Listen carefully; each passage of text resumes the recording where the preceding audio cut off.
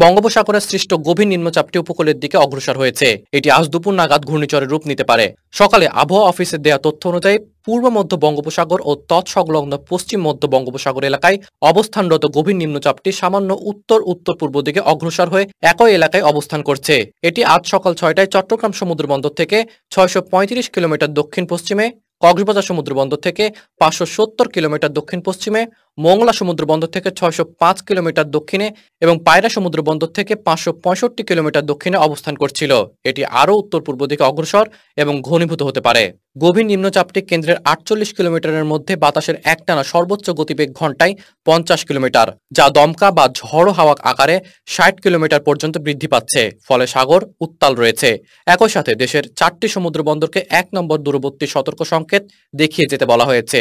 আর মাছ ধরার নৌকা ও ট্রলারকে পরবর্তী নির্দেশ না দেওয়া পর্যন্ত উপকূলের কাছাকাছি থাকতে বলা হয়েছে। ঘূর্ণিঝড়ের রূপ নিলে এটি ২৬ তারিখ সন্ধ্যায় বাংলাদেশ দক্ষিণ পশ্চিম উপকূল অতিক্রম করতে পারে। ভারতের আবহাওয়া অফিস জানিয়েছে, পশ্চিমবঙ্গের সাগরদ্বীপ এবং বাংলাদেশের খেপুপাড়া দিয়ে প্রবল ঘূর্ণিঝড় আকারে ২৬ তারিখ মধ্যরাতে এটি অতিক্রম করবে। তখন বাতাসের গতিবেগ থাকবে ঘন্টায় ১১০ থেকে ১২০ কিলোমিটার।